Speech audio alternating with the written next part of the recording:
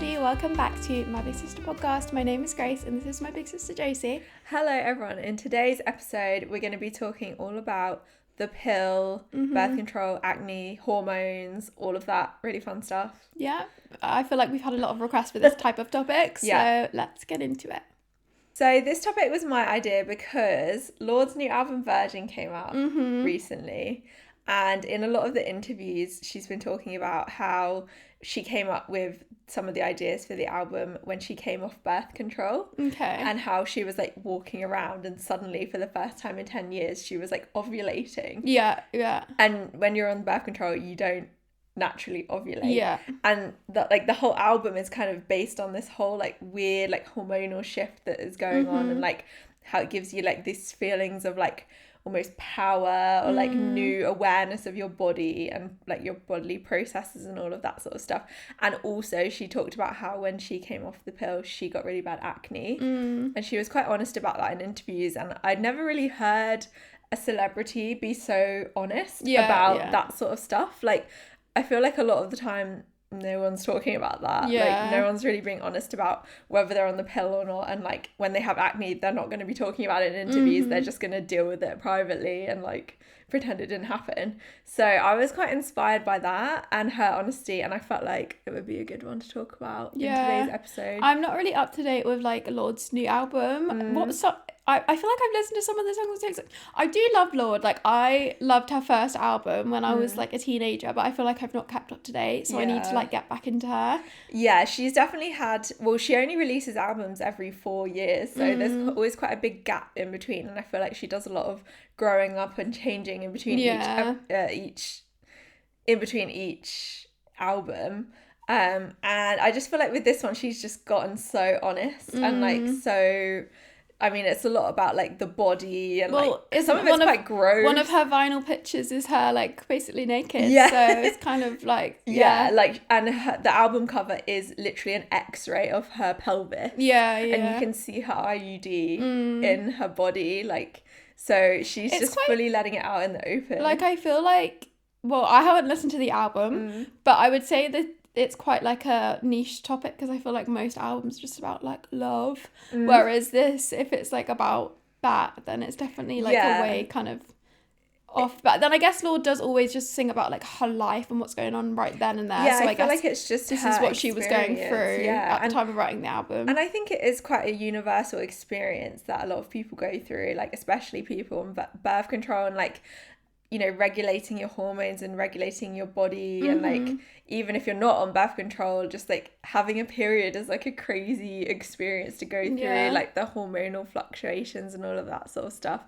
So yeah, it's just really good to hear someone talk about it like openly and honestly. And like in one of the very first songs the lyrics are like, don't know if it's love or if it's ovulation, and she's just like so honest about the feeling of it. I keep getting TikToks about like how people are like changing their workout routine to like go with like their ovulation, and it's a whole thing that I don't really know about, but I'm on the pill, so I feel like it doesn't really apply like to me, so I never really pay much attention to these videos, but I feel like it is really useful for people to know. Because as well, like I feel like in like a lot of like academic studies and stuff like that, it's always done like based on men's body clock, and like isn't it that like men's hormone cycles is like 24 hours, so every 24 hours they go through like all the emotions or whatever, and then every day it's like reset, whereas women it takes a whole month to like go through all those different changes and everything, so it's much more like spread out, so you might have like 1 week where you feel awful and 1 week where you feel really happy.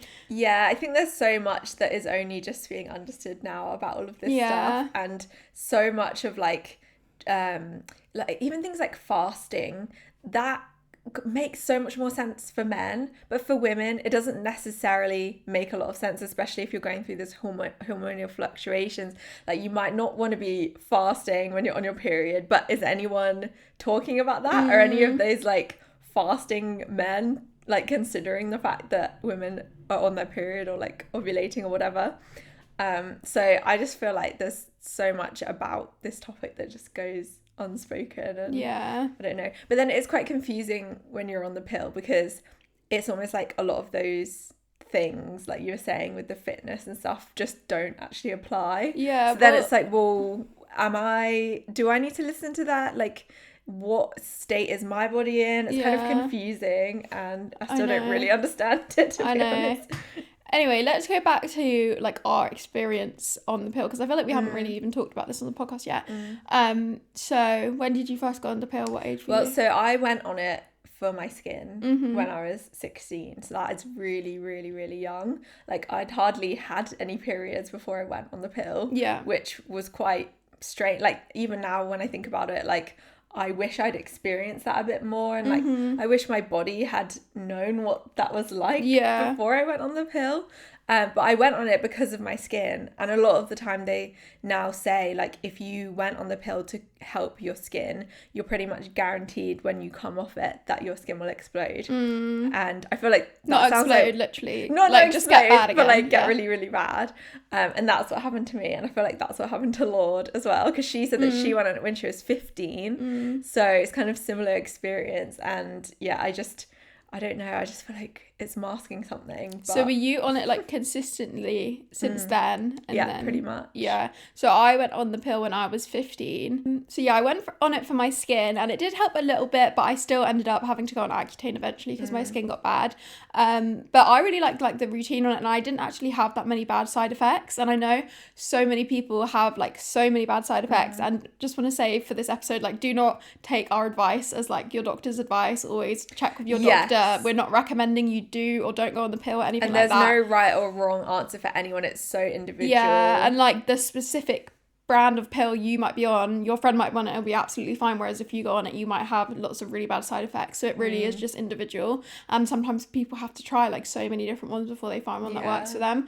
But luckily for me, I went on one brand and it worked out for me, and then I stayed on that type, like that ingredient type. I've had a few different like brand names of the same one, but I've stayed on that one since I was 15, so like, and it's interesting that we're on the same one, and that's the one that works for both of us, so that kind of shows that maybe it is like a genetic thing. One thing that would always confuse me though, because I always still see so many like conflicting things online, and even when I talk to like different GPs, they say different things, is like if you're on the combined pill, which is the one I'm on, where you take it for 21 days and then you have a 7-day break, lots of people say that like the 7-day break was just, you know, it kind of invented because of like religious reasons, and maybe the church wanted it to like reflect a natural cycle. Yeah, or so just to make it feel more natural. Yeah. So apparently that's like a rumor of like when it was invented, that's why. And then nowadays, obviously, if you are not like religious or you don't mind not having a period most of the time, then apparently it's like not, you don't have to take the 7-day break. Yeah. But then, and it doesn't make any sense anyway, because most women don't have a 21-day cycle and then a 7-day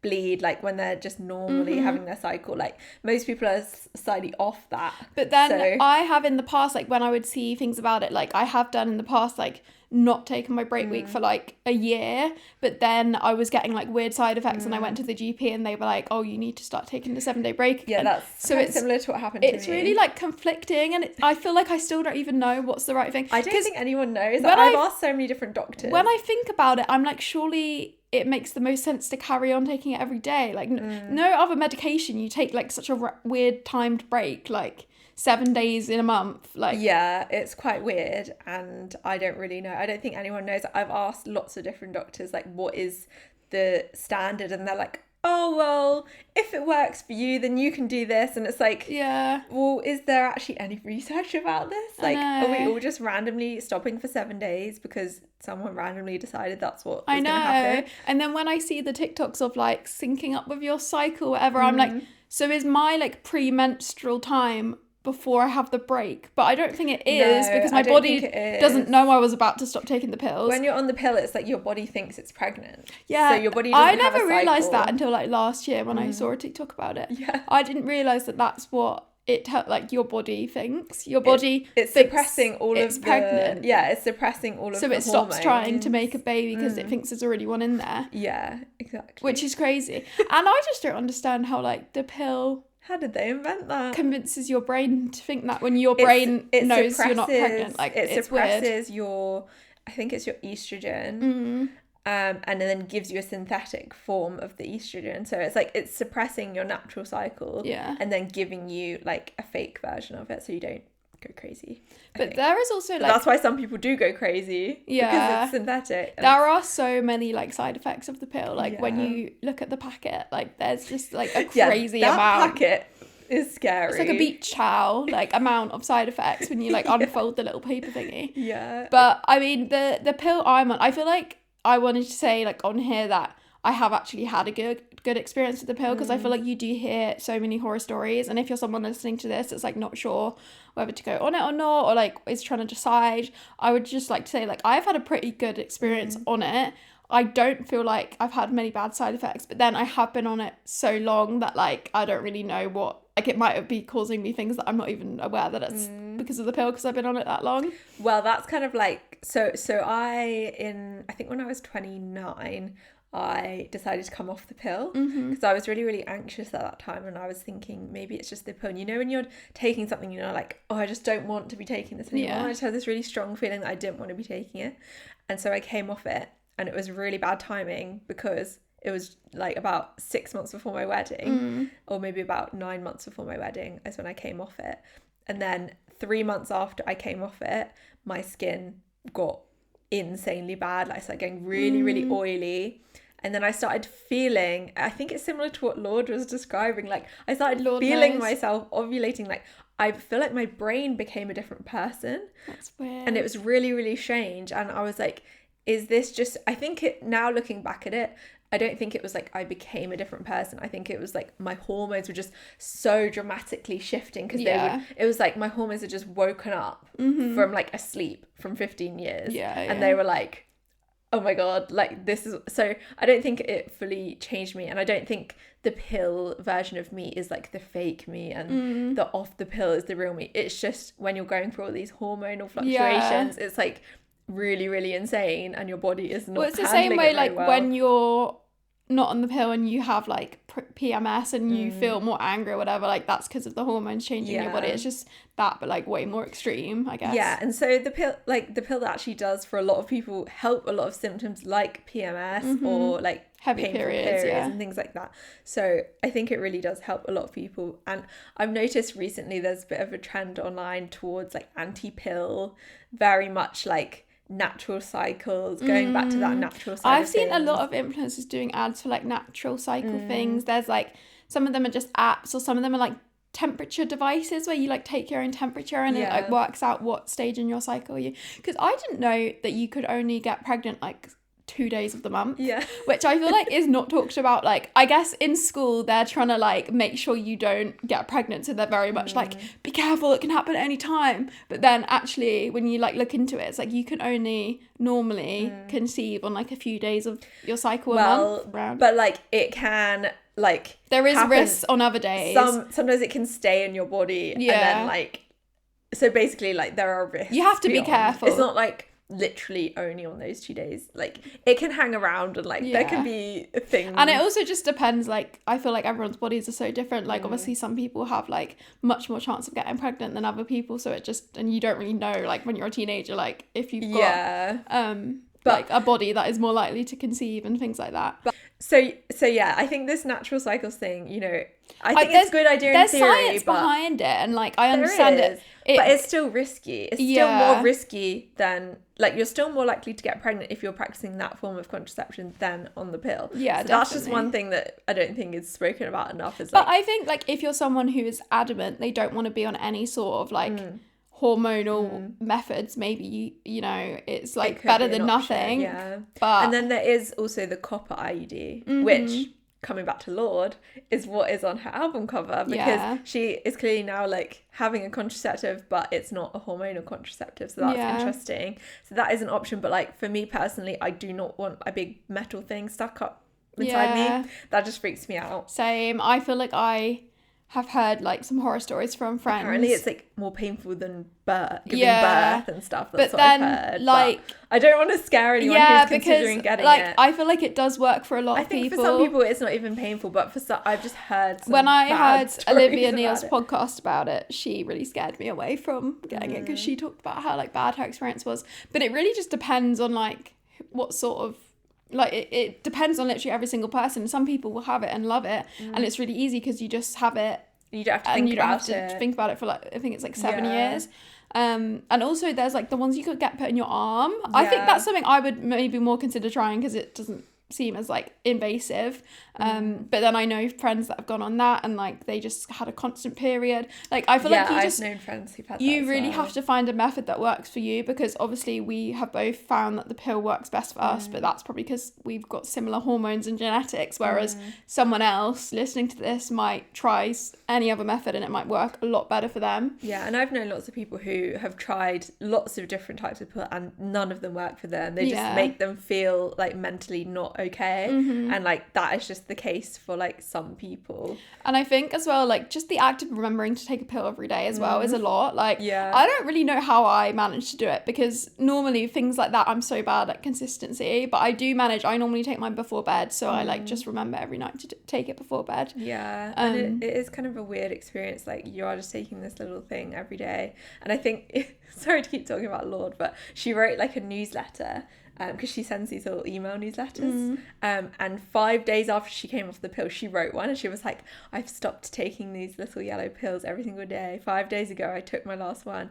I'll let you know what happens. And then the album came out like years later. It's an experience that a lot of people have every single day, but like it's just like the little secret that no one really talks about, and everyone's just like going through their day taking this thing, but it's actually having such a big effect on your body and your brain. I also came off the pill when it was like a year ago, and I came off it because I was seeing all these TikToks being like, you don't know your true self off the pill, and like I do like agree, and I would like to like see what I'm like off it, but then I came off it for a few months and my skin got really bad, and like it didn't get as bad as it had been in the past, because as soon as it started getting a bit bad I just went back on the pill because I was just too scared. I went to my GP and they were like, yeah, we could offer you like all these skin treatments, but he was like, if you like, you know what's causing it, you should just go back on the pill. And I was just like, okay, for now, it's so frustrating fine. that's the solution. Like I know. So annoying, like, because it's like, oh well, you can take a cream, or you can take Accutane, this really really strong drug, or you can go back on the pill. Why can't we try and figure out why the hormones are causing the acne?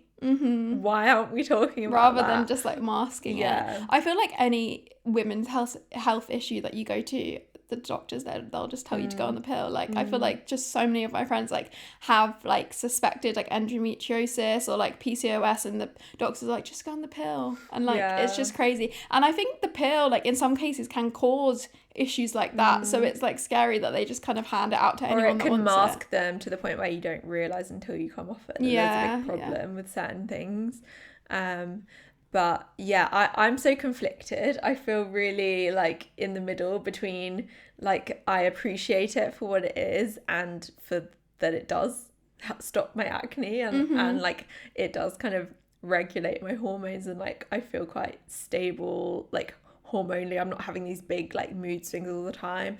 But then I'm also like, why do I have to be on this? And I don't really necessarily want to. Like obviously ideally I would like to just be in a natural cycle, but I don't know, I'm just so conflicted about it. Yeah, it's really hard, and like I feel like there's just not enough research into it and like what the long-term effects of it are. And yeah, I think the anti-pill like rhetoric was very strong about 2 years ago. I don't know if it was something to do with COVID or... There's a book called like, I don't know, there was a book that came out that was very popular. I think I maybe read that as well. And it's like, it's really tricky because on one hand, obviously you want to be as close, well, maybe you don't, but like I think most people want to be as close to what their body naturally should be, but for a lot of people what their body naturally isn't ideal. And it causes them issues every month and pain and like hormone changes. So just constantly trying to strive to this like ideal natural state for a lot of people isn't the ideal natural state, because like in the modern world, like women don't get days off work for their painful periods. Like, you know, we're expected to like be on top form every single day if you're like going into work every day, and then it's like we're not given the same like I feel like women should have like extra leave because they're like, well, some companies do, but it should be like standard. But yeah, I feel like now maybe the conversation is shifting slightly to a bit more nuance, because I think a lot of people have said, hang on a minute, who are all the, like, why are we promoting this sort of anti-pill rhetoric so much when actually it does help a lot of women, and it's not necessarily a bad thing all the time. I think it's just about like choice, and like we should be making informed decisions of like whether we want to take it or not, and we should have like lots of options, and I feel like not all women have those options. And I think it is a bit problematic or concerning when like you were on it at 15, I was on it at 16. Are we really informed enough at that age to know? Like we barely had like in the internet at that point. Like we didn't have the resources that we do now to be able to fully research this thing, and yet we just went on it. But yeah, I feel like I was not explained to, like when I was 15 getting the pill, that like it can cause lots of health issues. Like it can cause like blood clots, it can cause mental health issues, it can cause like weight gain or weight loss. Like there's so many things that like I feel like aren't explained, and it's kind of just given out randomly as like just a like band-aid solution on loads of different issues. I just really wish that back then there had been more investigation into like, why was I getting acne? Because I think a lot of people, they're just sort of, especially when you're a teenager, it's just written off as, oh, you're just a teenager and obviously you're going to get acne. But that's actually not true. Not every teenager gets acne. And I don't think there should be this acceptance. There shouldn't be such an acceptance of like, this is normal, this is just because you're a teenager. I think there should be more investigation into why is this happening to this person. Like maybe take some blood tests, like what's going on with their hormones, like is there something that can be corrected in other ways? Are they really stressed? Like what, I don't know, there's just so many other factors that I feel like get missed a lot of the time. I mean, I always think that with like acne, like I think like 70% of acne is like genetic, and like obviously we both have the genetics to give us acne, but it's like what is that like? I wonder like why we have it. Like what is there any? I don't think there's anything we could have done to stop it, or is there like medications we could? I don't know, like what and then stopped it, apart from the pill, obviously. But then you could say any medication is not being your natural self. That's what someone would argue. Like you can just change it by changing your diet and like fixing your lifestyle factors and like making sure your pillow is clean and all of this stuff, which I just find ridiculous. Like if anyone has like actually experienced hormonal acne, you will know that no matter how many times you change your pillowcase, it's not going to go away. I feel like I always get videos on my TikTok of someone who might be like so gorgeous posting a video and they might have a bit of acne, and all the comments are like, go wash your face, or like the most horrible things like go wash your pillow, and I'm like, do people not understand that that's not what causes acne? Yeah, like most of the time if you have like a few spots, that might be caused by lifestyle, but when it's like actual acne, like cystic acne, I feel like it's almost never caused by like your pillow being dirty, like things like that. It would have to be very dirty. Like I think it's just people that have never had acne just assume that that's how it works when they don't actually realize what it's like to like suffer with it. Okay, we asked you guys for some questions all about the pill and like contraceptives and stuff. If you do have any questions for future episodes, make sure you're following us on Instagram, which is at mybigsisterpodcast, and we also have an email to send any dilemmas to, mybigsisterpodcast@gmail.com. Let's have a look at what you guys have asked. Okay, so the first question was, someone said, I want to come off the pill. Do you have any advice? I think before you come off the pill, it's kind of good to get a baseline understanding of where your body is at. So if possible, it really depends what country you're in and what medical like things you have access to. But if possible, I would get a blood test for like all your nutrients, because the pill can really deplete things like zinc and magnesium and selenium and all of this random stuff that you don't really think about most of the time, but can actually make your acne worse, especially zinc, because my zinc was very, very low, and it turned out that could have been causing a lot of the acne, and the pill is depleting my zinc. Right. So now I take zinc supplements, but if your zinc is fine, you don't want to do that, because you don't want to do like take supplements for something you don't need. So the best thing you can do, I think, is take a blood test and just kind of know where your body is at, and then just sort of start to do some of those things that might help your body like transition, like taking the supplements that you need and trying to do it in a time when you're not stressed as well, because stress can really, really, like,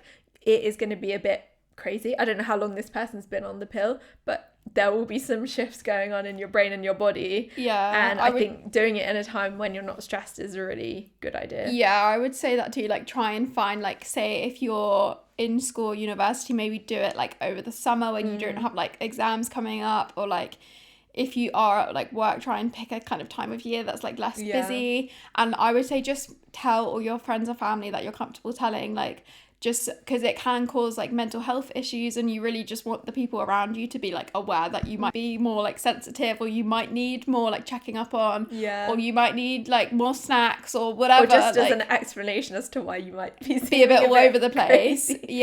So I think tell your like close people around you, and also tell your doctor, like go in and just check with your doctor. That's like I was saying with the test, like let them know like you want to come off it, but you're concerned about this and this, because they might recommend like, oh, you should some doctors might say just stop taking it right now, some doctors might say wait for the 7-day break, like even just things like that. You want to check with your doctor first. And then once you have come off it, just keeping a check. Obviously some people it takes a long time for their periods to come back, some people it might come back straight away. It really just depends, and you can't really know. Some people will get acne, some people will get no acne, so it's all just completely personal, and it's really hard to predict. And I think also like how long you've been on it and how young you were when you first went on it, I feel like can impact it as well. So I think just keeping an eye on your body, and like I don't know, maybe even like writing down like if you get certain symptoms at different times of the month, maybe like writing that down just so you can like look back at it and kind of figure out what's going on. And I think like even keeping a diary of like how like your mood is, like write down how happy from 1 to 10 you feel every day, like a few months before you stop taking it, and then a few months after, and then it will actually help you like remember like the before and after, because you might come off it and then decide actually I want to go back on it because I felt better before and it was easier to manage then. So it's kind of just working out like what's best for your body. And anything, I think with it just takes time to settle down. Definitely. I think I didn't give it enough time to settle down, because that's because you were getting married. I was getting married, scared about the acne. And I didn't want to have acne in my wedding, which now looking back it does seem like such a like almost like vanity reason. Like it's not it's not a health related reason, but I was your wedding is like stressed. 1 day of your life, and you don't want to like I don't, you want to feel that you're most decision, confident on your because wedding day. My skin was great on my wedding day. Like I feel like the very last spot had just left my face, and then I got married, so luckily I dealt with it just in time. But now I'm like, well, if I hadn't have had that, I probably would have just rode it out and like waited and seen if it would get better, because I do think they say like the acne from about 3 months to 6 months after coming off it is when it gets at its worst. And once it got to the 6 month period, that was when I was like, I can't deal with this anymore, it's too bad. But I think if I'd have just waited maybe a few more months, it would have probably gradually started to go away. But I just didn't have the time to wait around and find out at that point. It's hard. Like the same for me. Like I would like to say I would try going off it, but then for me, like obviously my job is like being on camera all the time, and that makes like, another there's nothing bad about having acne, and I'd like to think I would still be as confident, but it is something that can make you feel less confident, and when you look in the mirror you might not feel as good about yourself, and it just takes that little bit longer to like put your makeup on, and it's painful, and like it's an inconvenience to your life if you have like really painful cysts on your face. It's so mentally draining. Like I got to the point where I didn't even really want to leave the house. It was so bad, and that is just mentally really, really bad. Like if you feel like you don't want to meet up with your friends because you can't, if it's affecting your mental health, and it really was at that point. So so that's why I've like really gone back on the pill, because I just wasn't ready to deal with all of that. And like my job obviously is being on camera all the time, and I feel like I would just stop posting, because I would probably if it got really bad. It's just such a shame that we feel that way, but that's just how society is, unfortunately. I know. Like, it's sad. And I don't think, like, when I see girls with acne, I don't think, oh my god, like, I never like think it of other people, but it's just how it affects your own like mental health and your own confidence. And I always think like, when you look at your own face in the mirror, you usually look quite close to the mirror. No one in real life is going up to your face and like looking at your skin that closely. Like most people are quite a distance away from your actual face and they're looking at you. So That's what I was just trying to remind myself of when I'm feeling bad about my skin. Okay, someone else asked, did the pill help your acne? I feel like it's hard to kind of answer that because yes, it did help my acne, but then when I've come back off the pill, my acne came back. So it's not really like making your acne go away. It's just kind of masking it on pause. Yeah, for the time that you're on the pill. And I still did have to go on Accutane even though I was on the pill by then. So like it didn't fully make it go away, but now that my skin's been clear for years, and then when I did come off the pill for that short period of time last year, my skin got bad again. So I know that the minute I come off the pill again, my skin will probably be bad again. So it didn't like cure my acne, but it's made it go away for the time I've been on it, which is good. Same with me. It's like it does work, but at what cost when you come off of it? It just kind of pauses it, like you say. Like it doesn't actually cure the acne. It would be great if it did. But yeah, I don't know. Like I'm interested to see, like, as we get older, like I think like surely our genetics at some point will stop us having acne. Like I feel like it is a thing in your younger years. But I'm now in my 30s and I still get spots. So yeah, I don't know. We'll see like how our genes. I think we're just quite unlucky that we have like acne genes. So we'll see how it plays out when we get older and like see if it goes away. Someone else said how to tell your mum you want to go on the pill.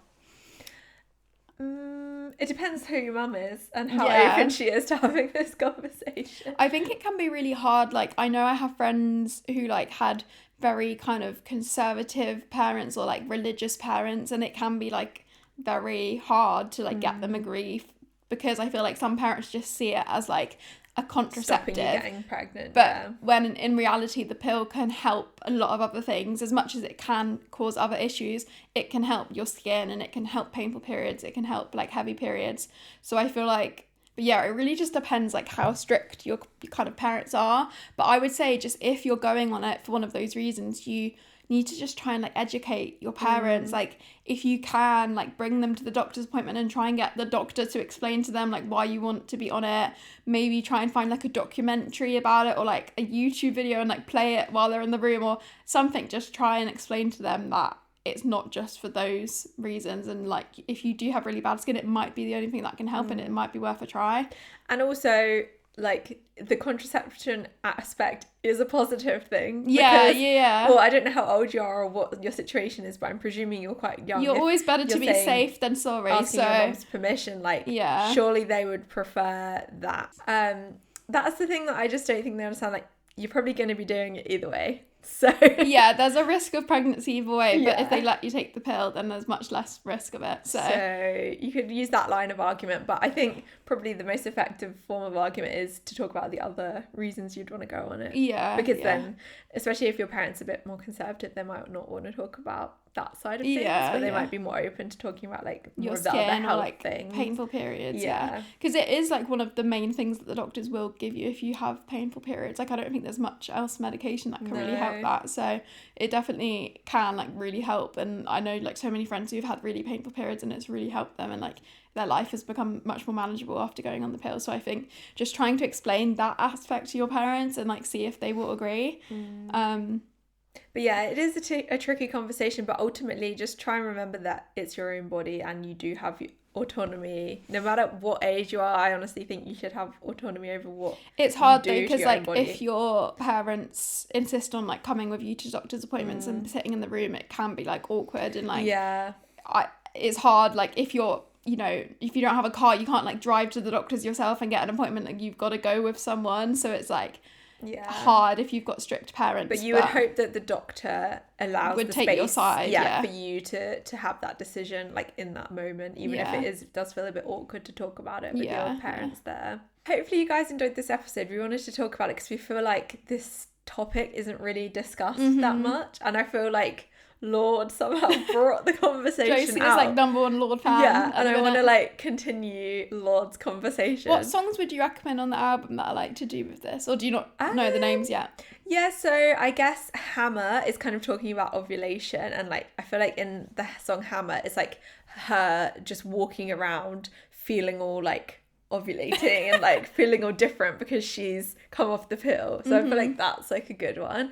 And then I just think the whole album really is very like open and honest, and like a lot about being in a body and like just being a woman, but also she sometimes feels like a man. And I think the Man of the Year, like she said in an interview that the Man of the Year song, which is where she talks about feeling a bit more like a man sometimes, is like almost part of having that testosterone coming back from coming off the pill, is like you suddenly have more testosterone in your body as well, which is that like more masculine hormone. And like I have had that experience as well when I came off the pill. Like I felt like, I kept saying, I feel like a teenage boy. And it's so interesting that Lorde has now made this song saying she feels more like a man when she came off the pill. And like, I totally relate to that. Like, I felt similar. It's really hard to explain because it sounds weird to be like, I feel like a boy or I feel like a man. But like, that's just the craziness of these hormones. So I feel like a lot of the songs on the album kind of relate to this topic. Is she doing a tour?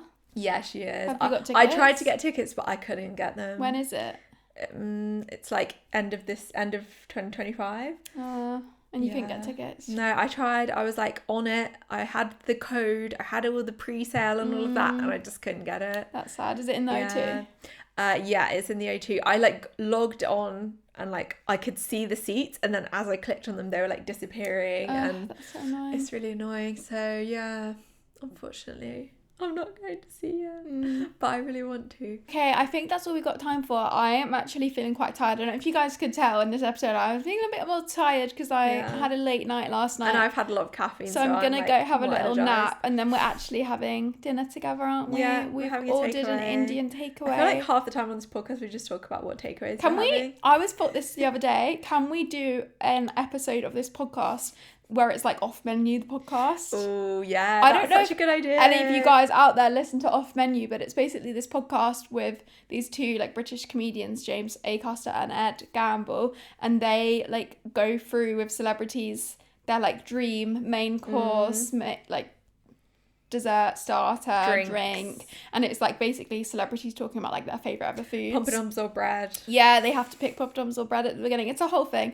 and I've been listening to it for years, and I always think in my head like I want to do like I want to be on it because I want to know what. So I feel like we should just do it. We'll have to plan our menu because we won't ever get on actual Off Menu. So maybe we can just like do our own. Who knows? If you guys would like to listen to that episode, please let us know because I love food and I would love to talk about food. Yeah, we'll literally just our own format. Copy their whole format and do an Off Menu themed episode. Yeah. Okay, sounds good. Because I'm very excited and I'm very hungry right now. So and we're gonna go and have an Indian takeaway. Yeah. I hope you guys really enjoyed this episode. Make sure you're following us on Instagram at mybigsisterpodcast. We're also on TikTok if you want to see the little clips. Subscribe on YouTube, follow on Spotify, leave us a comment, give us a 5-star rating on Spotify. And if you do have any dilemmas, feel free to DM them to the Instagram or to email them at mybigsisterpodcast@gmail.com. My socials are all at Grace Tutty if you want to follow me on Instagram, TikTok, Snapchat, YouTube. Anyway, you can find me. Josie, what's your Instagram? I'm Josie V Tutty on Instagram and Josie Violet on YouTube and TikTok. Cool. Well, we hope you guys really enjoyed this episode. Let us know what you thought in the comments, and we will be back next Wednesday for another episode. Bye. Guys.